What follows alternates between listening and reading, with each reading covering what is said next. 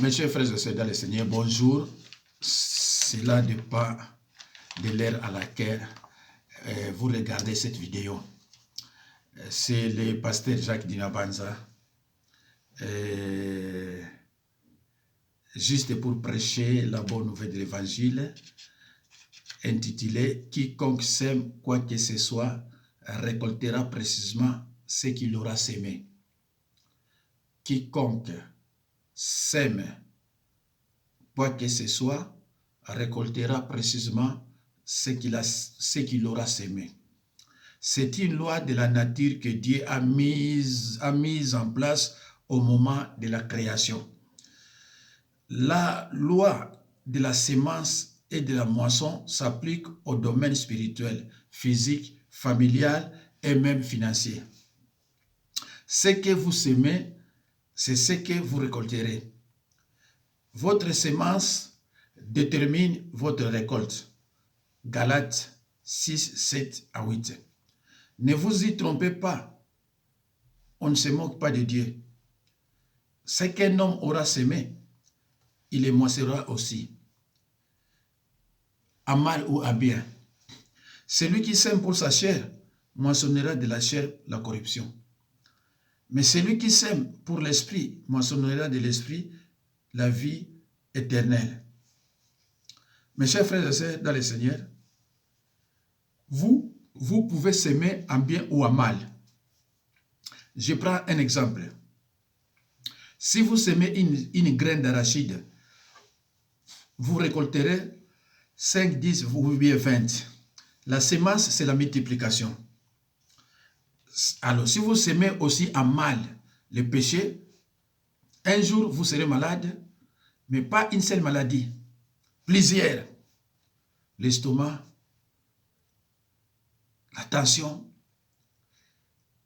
insuffisance rénale et autres maladies, pour prendre aussi plusieurs médicaments. Lorsque vous semez en mal, la semence, c'est la multiplication.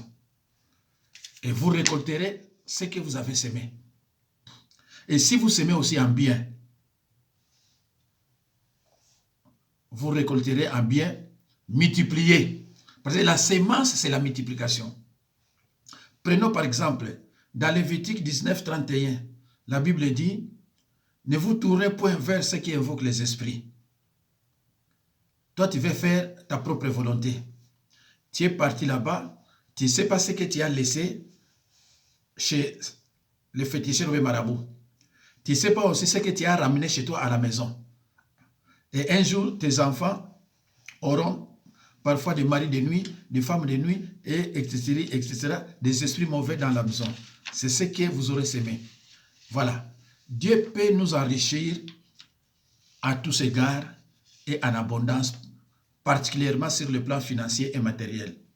Cependant, il a besoin que nous lui apportons nos semences afin de les multiplier. L'importance de posséder des richesses financières et matérielles. Les richesses matérielles, argent, or, diamant, etc., nous amènent un bien-être et un confort qui peut même nous aider à prolonger notre vie sur la terre. Les richesses ouvrent des portes. Proverbe 14, 24. Proverbe 19, 4. La bénédiction financière est une forteresse de sécurité pour la personne qui la possède. Proverbe 10, 15. La fortune est pour les riches une ville forte. La ruine des misérables, c'est leur pauvreté. La richesse est une garantie de protection contre les besoins et les vices. La richesse financière est une importance, la richesse financière est aussi importante pour financer l'œuvre de Dieu. Le Seigneur Jésus n'était pas pauvre. Il avait tout ce dont il avait besoin. Le diable attaque nos emplois parce qu'il ne veut pas que nous nous enrichissons.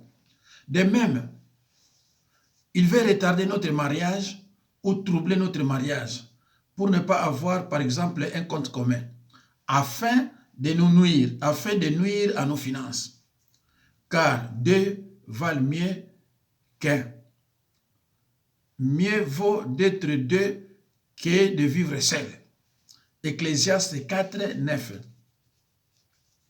Il y a plusieurs types de semences. Par exemple, les sourires aussi. L'évangile, prêcher l'évangile, l'argent, la reconnaissance et l'offrande. Il est bien de semer devant Dieu, même si notre semence semble faible ou petite à nos yeux, car le plus petit entre nos mains devient une grande chose entre les mains de Dieu. Dieu se sert de nos petites semences pour faire de grandes choses. La puissance de reproduction et de multiplication. Frères et sœurs en Christ, plus nous semons, plus nous récoltons. Dieu nous invite à s'aimer. Nous devons persévérer dans la semence, continuer de s'aimer. Ecclésiaste 11, 6. Car tôt ou tard, nous récolterons. Cela est dit dans Ecclésiaste 11, 6. Car tôt ou tard, nous récolterons. Dès le matin, sème ta semence. Et le soir, ne laisse pas reposer ta main, car tu ne sais point ce qui réussira. Ceci ou cela, ou si l'un et l'autre sont également bons. Mes chers frères et sœurs, nous devons persévérer dans la semence. Nous devons continuer à s'aimer. Toi, tu as semé, plusieurs fois semé, mais tu as constaté qu'il n'y a pas de changement. Mais en regardant tes enfants travaillent, tes enfants brillent à l'école, tes enfants sont dans des universités, mais toi tu attends la bénédiction. Mais Dieu a béni tes enfants. Toi tu sèmes, tu demandes à Dieu de te bénir.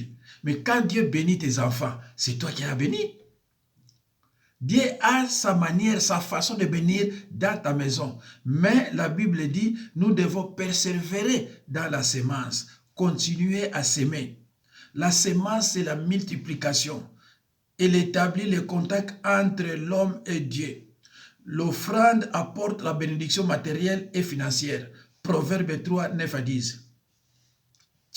L'offrande ouvre les fenêtres du ciel. L'offrande est une puissance qui détruit la pauvreté. 1 Samuel 2, 7 à 8. L'Éternel appauvrit et il enrichit. Il abaisse et il élève. De la poussière, il retire les pauvres. Du fumier, il relève l'indigent pour le faire asseoir avec les grands. Et il leur donne en partage un trône de gloire. Mes chers frères et sœurs, la semence, ce n'est pas seulement d'apporter des biens, mais c'est d'apporter aussi notre cœur. La semence, ce n'est pas seulement d'apporter des biens, mais surtout d'apporter aussi notre cœur. Matthieu 6, 12 à 21. Nous devons s'aimer avec le cœur pur. Nous devons s'aimer avec le cœur pur.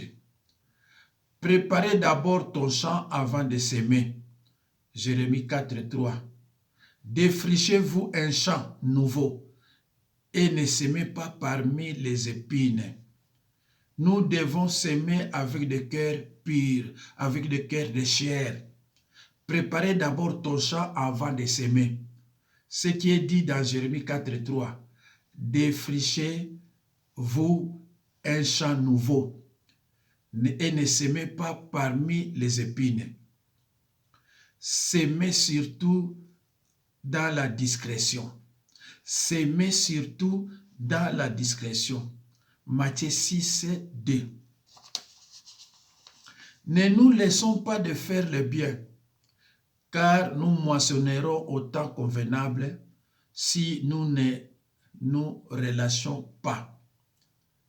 Ainsi donc, pendant que nous en avons l'occasion, Pratiquons le bien envers tous et surtout envers les frères en la foi. Mes chers frères et sœurs dans le Seigneur, soit donc que vous mangiez, soit que vous buviez, soit que vous fassiez quelque autre chose, faites tout pour la gloire de Dieu. Je reprends, mes chers frères et sœurs dans le Seigneur. Soit donc que vous mangez, soit que vous buviez, soit que vous fassiez quelque autre chose, faites tout pour la gloire de Dieu. Merci, mes chers frères et sœurs. C'est la fin de notre prédication qui était intitulée « Quiconque sème quoi que ce soit récoltera précisément ce qu'il aura sémé ». Merci, mes chers frères et sœurs. À tout de suite.